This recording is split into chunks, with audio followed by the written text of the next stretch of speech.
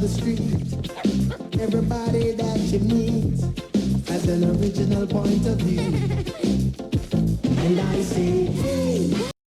Hey, so we're gonna pick back up where we left off last time, which was right in the middle of the Islamic review, the final review. We're on the second page of it, and we stopped in the last video right around this paragraph of starts with Arabia, so second page, right underneath question 3. So that's where we're gonna pick up. Arabia was at a crossroads between Asia, Africa, and Europe, and the Arab people traded widely with merchants from places as diverse as China, India, and southern Europe. Trade and conquest led to cultural exchange and the spread of knowledge. The practical solutions for trade over long distances also led to the development of techniques for navigation by the stars and a greater understanding of time. Great centers of scholarship were established in cities such as Baghdad, which is in Iraq, and Alexandria.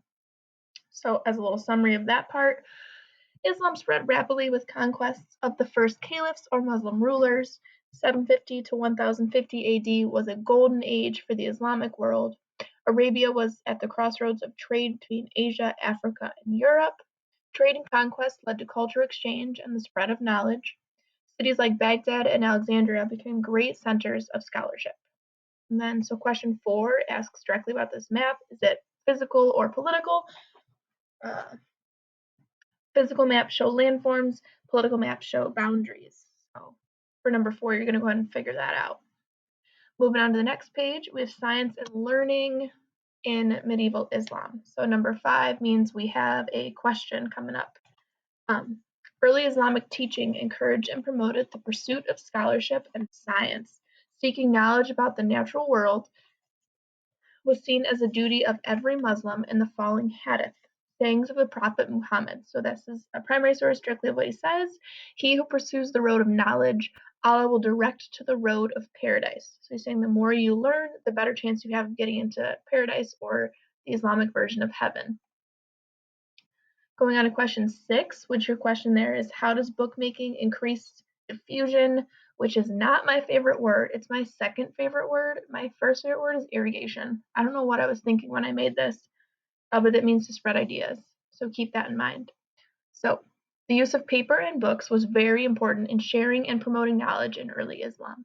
The Muslims learned how to make paper from Chinese paper makers, and the paper mill was built in Baghdad. A huge book industry was established, and there were bookshops and important libraries in cities right throughout the Islamic Empire. Wealthy patrons promoted this industry by buying expensive books, often lavishly illustrated, for their own private family libraries. A new unified Arabic language was developed, which became the language of international scholarship. Muslim scholars in institutions such as the House of Wisdom in Baghdad translated many important works from Greek, Latin, and other languages. This helped to preserve important philosophical and scientific works from the ancient world, and to transmit this learning to European scholars in the late medieval period.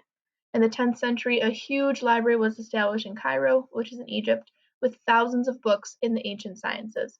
So this is just saying bookmaking really flourished during this period of Islamic empires.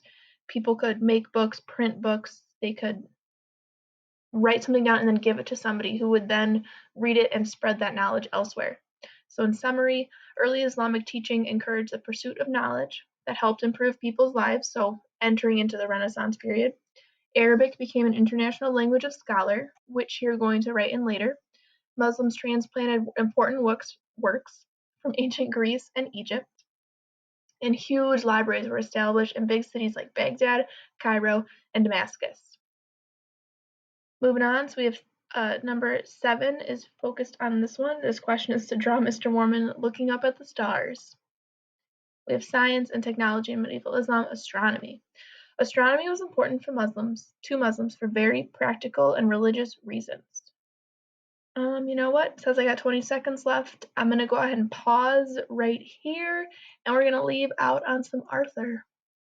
What a wonderful kind of day. If you can learn to work and play and get along with each other. Hope you're all getting along with each other. Have a good night. See you later. Bye.